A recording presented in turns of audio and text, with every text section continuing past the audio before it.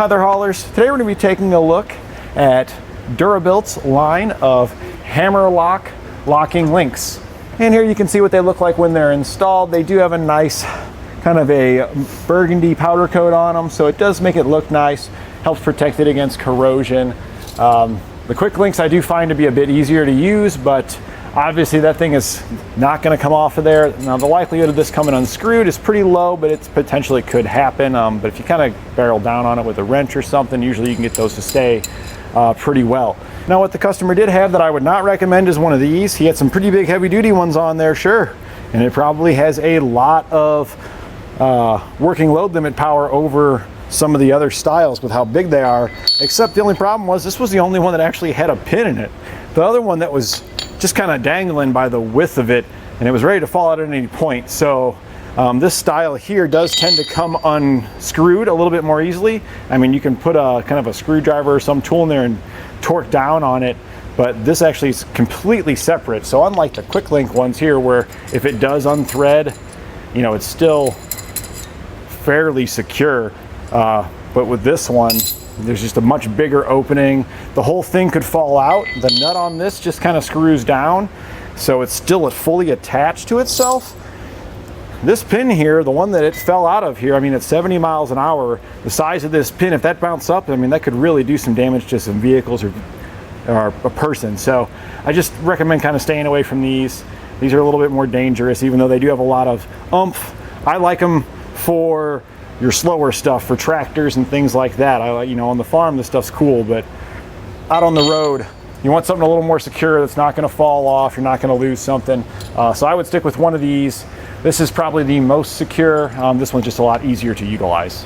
You actually have to drive the pin in through this little mechanism to lock it in place. And it is not an easy thing to drive in. It is actually pretty difficult to get this to drive through there. That's why I got a little bit of grease here to help things move along a little bit easier. You can get these in different weight ratings. One of these here, we're using 3/8 for this particular version with a 7,100 pound working load limit. You can get these in different sizes though, from as small as a 5/16 size up to a 5/8 size. So you got 5/16, 3/8, half inch, 5/8. And each one is going to have its own specific weight rating depending upon its size. Obviously the larger ones are going to have a higher weight rating than the smaller ones. We're using the 3/8 ones here today though, because a trailer that our customer is using here, this is going to be more than enough for this trailer to keep him safe and a little bit of headroom for if he wants to upgrade in the future. Now I will say these quick links here, this is another option that you can use for these weird, especially on these GM or Chevy hitches. You can see they're kind of weird. The chains there almost don't have any good way to really latch in there. I mean, that one I'm able to get in there, but you can see the end is kind of been damaged a bit. Let's try our other chain. And I mean, we are able to get that in there too. It's just not nearly as easy as it will be with these Hammerlocks here.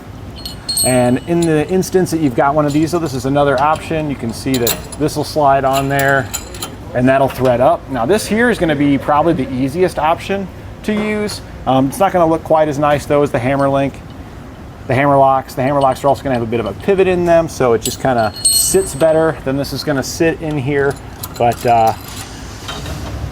these guys are pretty reliable and very easy to use.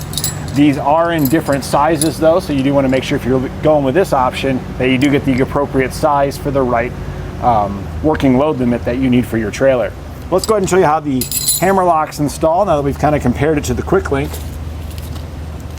So we'll take one side of this, that will slide around on there, and then we can take our other end here.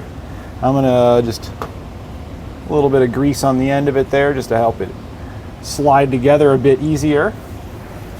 We're going to come up here to the trailer side, to the hitch side, slide the two pieces together, slide that in there, and then we can pull it back out a little bit, pull the pin back out, drop in the center piece, and then just drive it on home. And When I say drive it on home, I mean drive it on home. It is not gonna be easy.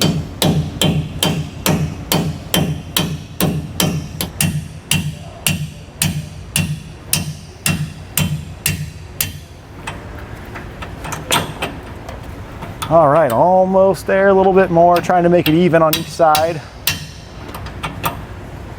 And that looks pretty good, and that pin is gonna be in there because the center of that pin we just drove through is a slight smaller diameter than the two outer pieces, so that's why we get nice free movement. The pin will slide back and forth ever so slightly. You can see there, I can push it a little bit that way, a little bit that way, but it is not going to be able to come out of there. You saw how hard it was to drive in, so the likelihood of it just falling out with how difficult it is to drive in is pretty slim to none. And now we've got our chains installed. We can now hook up to our trailer a little bit more easily. It'll accept a lot more style of safety chains than before. You don't necessarily have to have the biggest chain that'll have a big opening to work with this style. It'll work with a lot smaller ones as well now. So there we go.